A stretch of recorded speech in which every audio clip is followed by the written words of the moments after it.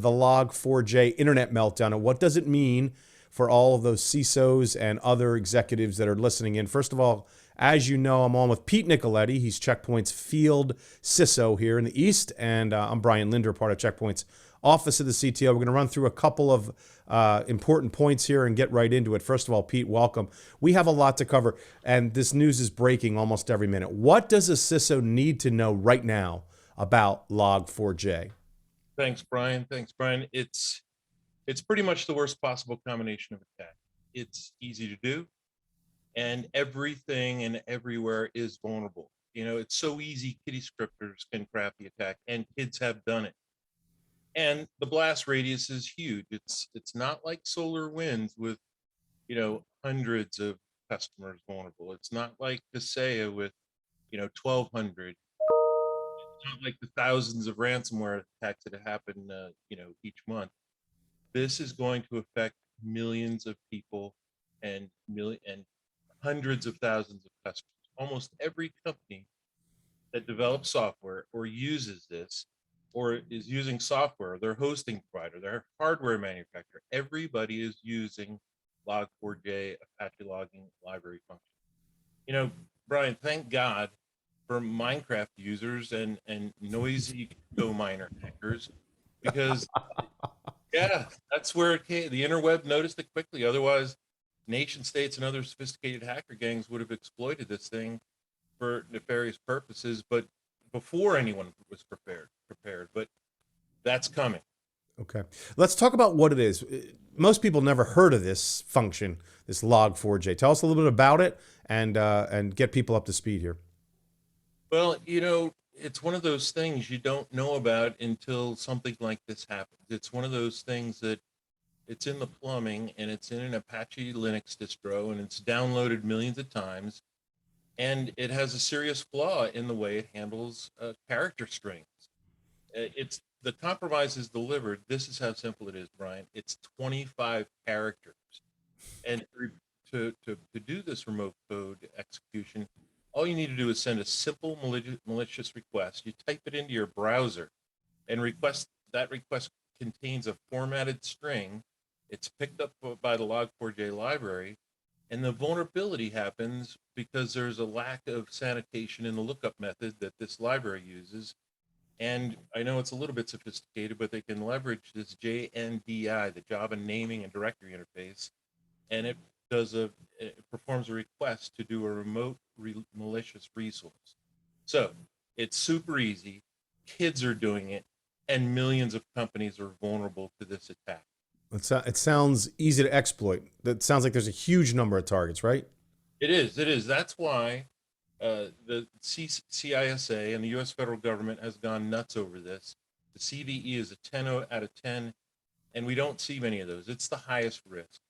And companies and products, everybody from Adobe to Zscaler is vulnerable.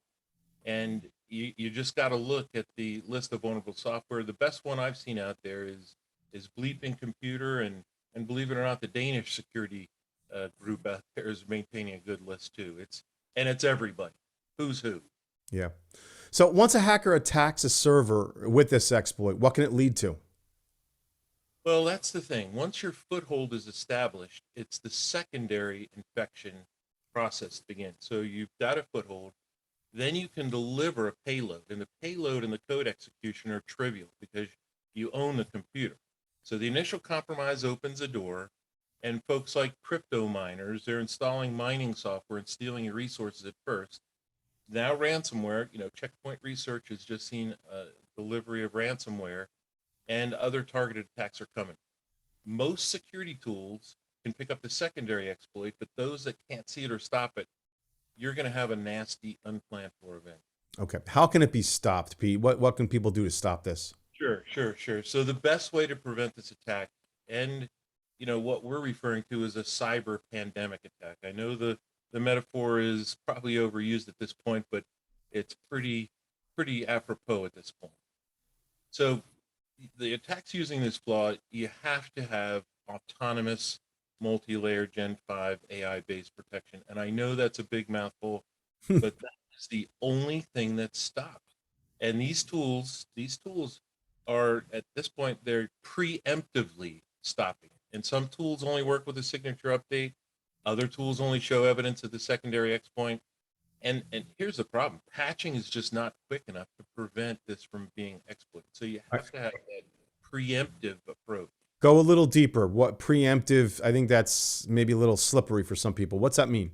It's a concept that not many people have, because Checkpoint's one of the, if not the only one, that preemptively blocked it. So here's the thing: if you can prevent this attack without any awareness of the tactics or vector, that's called preemptive prevention. There was Now we're hearing about one other security tool, a host-based tool that needed to be on every server, and it claimed to stop that attack with no awareness of the attack methodology. But here's the thing: we know it, and our customers know it. Checkpoint's WAF tool called CloudGuard AppSec identified, blocked it, dropped it, no pre-awareness. Now, this is different from same-day protection, or in the case of Checkpoint, same-hour protection, like IPS's firewalls and endpoint tools. For the same day, the key issue here is how reactive is your vendor's speed to recognize the issue and send out IPS signatures and patches to everything. So from the time of the initial attacks that were first seen to the time that the signature developed, you're unprotected. So things like Checkpoint's Threat Cloud collected the evidence, the team responded with updated signatures in hours, among the fastest security vendors. But we were preemptive first, so that's even better.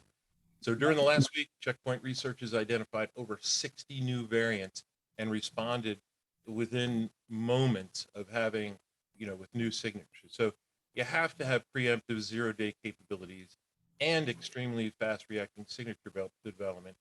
And you just have to have a prevention strategy, because being compromised by something like this it's just not acceptable. There's talk that the vulnerabilities was being used by bad actors for some time. So, what about historical analysis? Are we supposed to be looking back in time? What can you tell us about the timelines here? Yeah, the timeline's interesting on this, because it started in this vulnerability was laying in wait since 2013. So it has just been an exciting one to be out on the internet, and such a big vulnerability from that long. So the first public evidence was really on December 1st, about 9 days. So some of our colleagues in the security industry have spotted that. So 9 days before that Friday. And it all started by a report from a security researcher at Alibaba on November 24th. He secretly sent an email to the Apache Foundation saying, "This is bad." And I wonder if it was in Japanese, but Chinese. So, but that's how the email went. The Apache Foundation, they validated it. They scrambled. And remember, this is an open source library. So these are unpaid. There's like 4 people working on this. But of course, the original maintainers of that Log4j.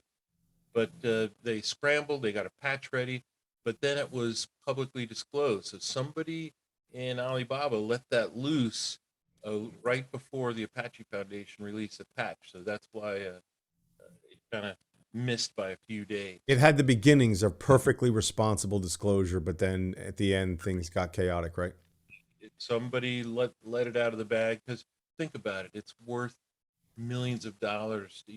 The hackers, they pay for that kind of stuff. So a Black Hat presentation hinted at that library in 2016, and it's kind of fun to go back and see that. But it wasn't until December 19th that the entire world found out. So we're going to start hearing reports and seeing reports of compromised companies that occur during that first week of December, because the hackers gain a foothold, they establish persistence, and then they're going to pick the right time with the secondary exploit, and it's going to steal info, disrupt operations, and launch ransomware, and it's just going to keep being bad. Now, you said pick the right time, which is interesting, meaning it may not be instantaneous, right? There might be a delay strategically by these bad actors, right? Absolutely. The secondary infection or the secondary part of the attack can happen at any point. So it's just, and that's why it's so critical that you have to find it and look for it. And that's the problem right now. You could be compromised, but not know it. And let's talk more about that. How can audience people listening, how can they tell if their organizations are vulnerable? Well, in the security business, you the old catchphrase, assume that you're hacked, right? So assume that you are. And frankly, we are all vulnerable to this issue. Some just have more exposure and risk than others. Here's the thing: you're going to get your software development teams to run scanners against every server. You're going to have the latest updates in your scanners to be able to find this flaw, because the scanners need to be upgraded because they're not looking for this. They didn't know. Right, right. And the usual scanning companies can find it. And, Checkpoint has a really nice software code scanning tool that can find it as well. So that's first thing. You got to find if you're vulnerable, if you've already been compromised. Can I oversimplify the following, which is we know there's a new version, a patched version of Log4j available. I'll oversimplify. Everybody should hurry up and upgrade, right? Or not? What are the pros and cons? And is it a big deal? Is it just a matter of upgrading and forgetting about it and going and celebrating holidays? What do you think? Well, we wish it was that easy, but it's a patch. So it's just like every patch. Your things are going to break. This thing does have dependencies that need to be sorted out. You got to test it before you put it into production. And here's the thing, talk about timing. It's the worst month. Everybody's going into production freeze. You got employees taking time off, and you're trying to have a stable system during the holiday season. So, it's like Santa delivered coal to security professionals, even if they were on the nice list. Unfortunately, it's a solid metaphor. Unfortunately, as sad as it might be. So what about people that are using open source security tools like Mod Security, Suricata, Snort, and others? How would you evaluate their positions? Well, hey, you've saved money. You've leveraged free or low cost, but this is one of those events that could reverse those savings into a significant loss. If you look at the forums, if you look at Reddit, if you look at all the forums for each one of those tools, they were desperately looking for the latest patch, the latest signature, the indicators of compromise, the IP addresses that they could load into their tool, because it's an open source support. So, and every one of those tools need care and feeding. And you have to have 24/7 advanced security expertise. It happened, late on a Friday. So the attack surfaced on a Friday. How many of these, if you're a budget minded company, are you going to have 24/7 staff over the weekend? Some of them, but not everyone.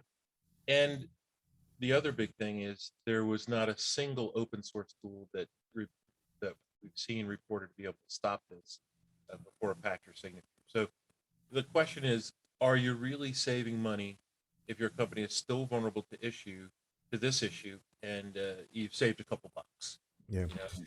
Now, I know you've been in constant contact with your colleagues as well as our whole office of the CISO, and I know there's been a lot of buzz about this. Is there any consensus that this is a budget creation event that, at the board level or at the CISO level that it's a visibility event that can help create budget and in that regard? Well, it's a bad CISO joke, CISO joke. Every time you're hacked, it's a budgetary creation event. But in this case, absolutely yes. Here's the thing: until you have your own resources protected, your partner resources, those connections, your SASE applications, and your key vendors reporting and validating their updates, you gotta spin it all up. You gotta engage all your appropriate resources and partners.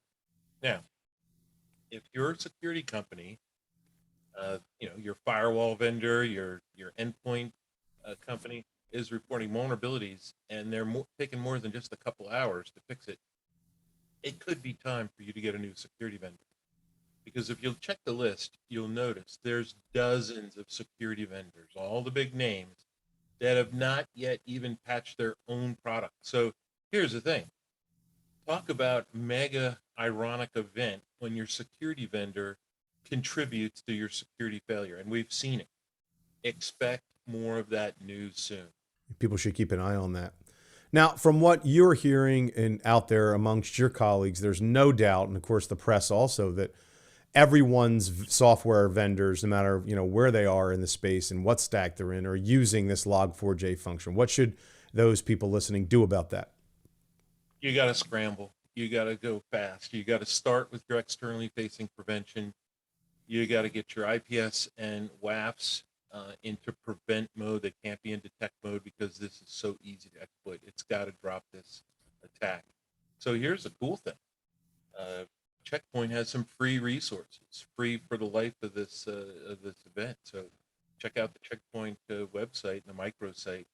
So once you get your external prevention done, you got to scramble and patch. You got to patch, and there's a number of configurations out there on the Apache site that you have to do on your servers to make sure you're not vulnerable. So it's an upgrade and some configuration. Then you got to make sure your partner connections and are protected by firewalls and IPS signatures. Same thing, set to prevent. The other thing is, because the secondary infection is going to be scanning east-west and looking for lateral movements, you have to have enough segmentation. And those firewalls and IPS functions, they have to be set into prevent. The other thing that helps is zero trust. So speed up your zero trust project. And, here's the thing. Really look at, if you're going to be looking at tools, you got to look at preemptive tools. You got to go and consider potentially upgrading your tools to a preemptively capable WAF and IPS. And then, of course, just to emphasize it one more time, Brian, go to the Apache Foundation, go to their site. It's updated almost minute by minute, and review the recommendations. Frankly, as our team has seen, there's been secondary patch updates because there's been additional vulnerabilities that are kind of kissing cousins that have been found. So Kissing cousins. Wow. Okay, so keep on top of that. Now, you know what keeps coming back up time after time, attack after attack, vulnerability after vulnerability? The discussion that floats around your circles, I know, is the need for a single vendor approach to the security stack, or focusing on a multi-vendor approach. What are we hearing? What are we seeing? Why don't you refresh us in context here, and even in general? What do you think? As a CISO, I was always a best of breed guy. I always picked the tools that made the most sense at that time. Coming here to Checkpoint and talking to so many customers and other CISOs, I've seen the efficiencies of a single stack. But here's the issue. No single vendor has all the tools that a company requires. But the primary security functions like cloud and premise protection, your software scanning, your endpoint, cell phone protection, and all of that managed by a single console to rule them all, it can get you 80% there. Okay. You should consider that because the cost and efficiency savings, they are so compelling. The vendor you pick must have what I refer to as obsessive paranoia and the technical chops to maintain and secure secure code, as well as the capability to hyper quickly patch vulnerabilities, supply those signatures to customers within minutes or hours or breakout. So the benefits of a single stack from a vendor that can preemptively stop a 0-day, as well as the support updates in their tools with just a couple hours, you got to look at that. You got to consider that. We're still seeing reports that security vendors have not yet been able to patch their software, and it's vulnerable.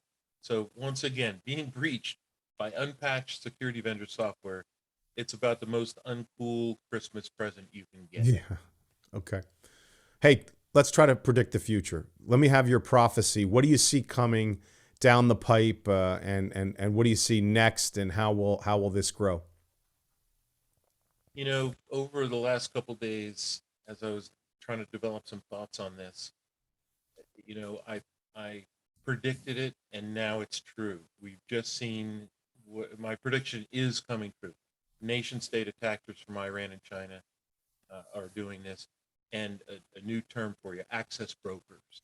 They're starting to use this exploit to establish persistence.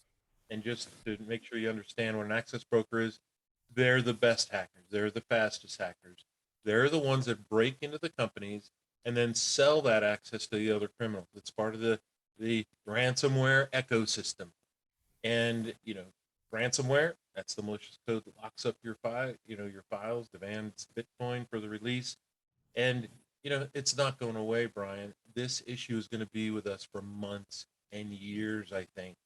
We're going to see large scale compromises. We're going to see costly events. We here's the problem. We've saved software development money by reusing code. So we get reusable vulnerabilities in our software supply chain because our customers are demanding faster and faster and competitive pressures. So reusing that code puts it everywhere. But companies are starting to take security more seriously, and when they do, as they do, Checkpoint is the vendor they should be considering because of this preemptive approach that we've got. Great stuff, Pete. Before we go, what are the best resources to track this Log4j issue? All right, there's a couple places I want to talk about. So you've got to be on the CISA mailing list for updates. If you read Jen's, updates, she says this is the worst. And you don't get that superlative many times from the government, but they've ranked this the highest. They've demanded all federal companies or agencies respond quickly. So think of it. Go to get on that mailing list. The other thing is the Apache Foundation. They're updating their software frequently, and additional flaws are being found. And then Checkpoint has perhaps the most extensive resources tracking this. So check the main website, go right to the microsite. Bleeping Computer, of all places, has a list of all the vulnerable software. So you got to check with the Bleeping Computer. And then here's the other thing. You have relationships with your resellers and our partners. Every one of them is putting out guidance and is available for resources. So you really go to the Checkpoint site, hit the partner site, make sure that you're talking to a partner. Call to get help right now, because you don't know what you don't know. Until you have some smart folks helping you out, this is going to get help now before it becomes costly. And you just got to take this one very, very seriously, Brian. Pete Nicoletti, Field CISO at Check Point. We pulled him out of the war room. Pete, you're running around with like a chicken with your head cut off right now on this. So thanks for taking the time to share some insights. I'm Brian Linder with the Office of the CTO. This is CISO Talk with Pete, talking about Log4j. I hope it was some benefit to you. And Pete, we will see you next time. Thanks for joining us.